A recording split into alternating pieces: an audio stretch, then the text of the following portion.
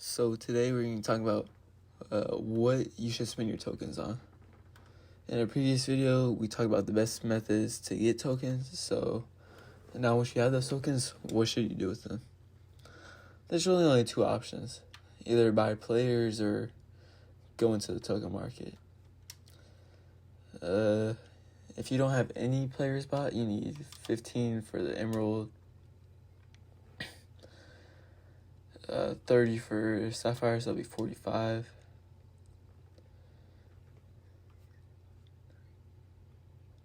I think it would be 130 after emeralds, and then 160 after amethyst, 190 after diamond, 240 for pink diamonds, and then it would be 990 after galaxy opal, and then 1,000 for the dark matter. So if you're wondering if you can get a dark matter token reward and you don't have any players, you would need 1,990 tokens. So that's just a thought to put out there. None of these galaxy opal players have even been usable. Baron Davis wasn't good, Marcus Hall wasn't good. None of these guys have been good. The dark matter ones, they're really not that good either. The Dikembe Mutombo was pretty good for his time. And Antoine and Oscar Robertson, neither of them are very good. And they both came out this season. So I wouldn't really recommend spending your tokens on there. If anything, I would wait till next season and see if the dark matter reward is stacked, if you want to splash out on that. But in the token market, there are these new Golden State Warrior equal chance packs, which you have to spend 200 tokens for a chance one of these guys. So you have a 3 in 7 chance of getting dark matter. Let's see how much those dark matters go for. Let's see if that would make that worth it or not. Iguodala. He just came out not long ago, so he'll probably be pretty cheap. Yeah, I saw earlier he was going for about 25K. Seems to be about the same. Draymond Green. Let's see how much he goes for. He's probably around the same, 25, 30K. Oh no, okay. Yeah, he's less than 30K. If you look at Steph Curry, power within. Not Steven Jackson, okay. Steph Curry, theme, power within.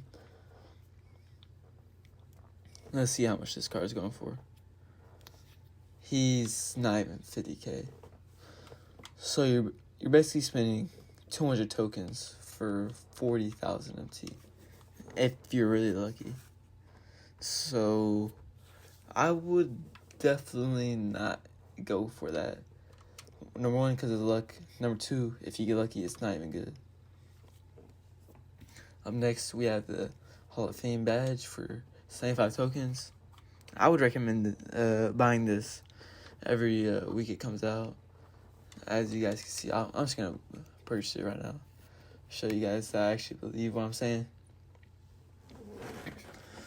Hopefully we can get a good badge. If not, just a new one. Back down Punisher. I think that's a new badge.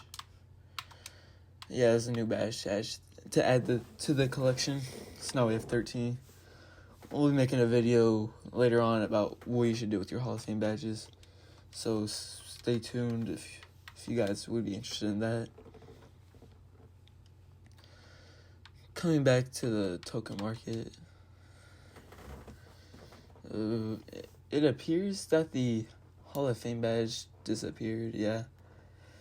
So that's something, if you can't see it in your own market, that's probably why, because you already bought it. These NBA All-Star token packs are in here, 15 for 1. It doesn't even tell you what the odds are on these. which makes feel like it's definitely worse than they should be. But these cards came out a long time ago, probably March. I don't know exactly, but somewhere around there.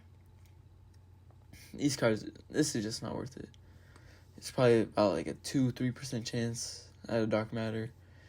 And none of these cards are even good or expensive anymore, so I would definitely stay away from that. Next up, this tab's got a bunch of stuff. You got courts, uniforms, badges, basketballs, and shoe boosts. I know back in the day, people used to spend all their tokens on these badge packs. That was around like the 250K era, or when badges were more expensive. But now, none of the badges are really expensive because every card's come with 70, 75 base badges, so I wouldn't do that. I don't really know about these courts and uniforms, but something I do know about are these basketballs. It's 10 tokens for one basketball, which you may be thinking, that's quite a bit just for one basketball, but all these basketballs go for at least 1.5K. They're amethysts. Yeah, as you guys can see, most of them are at least 1.3, 1.5K.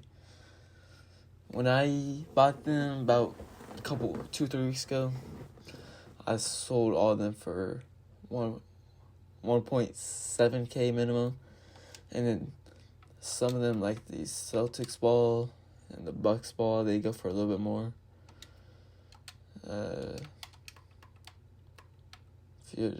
Lakers one goes for a decent amount too. Yeah, none are even buyouts right now, so you get lucky with that one.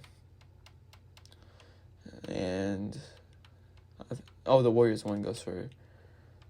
Yeah, Warriors one goes for a lot as well. This one's 20K. Lakers, 90 buyouts. Celtics, this one used to be really expensive. It just depends on the day, time of day. I sold 2 of them today for 7.5K, so you just had to find a good time slot to put them up for. The Bucks, once again, I sold mine for about 3 to 4K, but now it seems that they're back down about 1,500. I think the Bulls, the Bulls goes for quite a bit as well. There's 2 that are for 1650, so that's low-key a snipe if I wanted to take advantage of that, but that seems to be about 7K. Is it the Knicks? It was maybe the Heat ball. That goes for a little bit. Nah, not really anymore. But yeah, if you do decide to spend your tokens, I would spend on the basketballs, the Celtics, the Bucks, the Bulls. The 76ers sometimes goes up in value. This is 2,500 right now. But yeah, those and the Warriors and Lakers go for a pretty good amount. And if you sell them all for 1,500 each, you'd be looking at about 150 MT to 1 token ratio. And that's if you get the worst basketballs every time. So if you compare it to the pack, where you spend like 15 tokens for 1 pack, which you probably get 1,500 MT, that would be about 100 MT per token. So this is getting you like 1.5 times more MT this way. If you decide to cash out on your tokens and liquidate it into MT. Thank you guys for watching. And let me know what y'all are going to do with your tokens.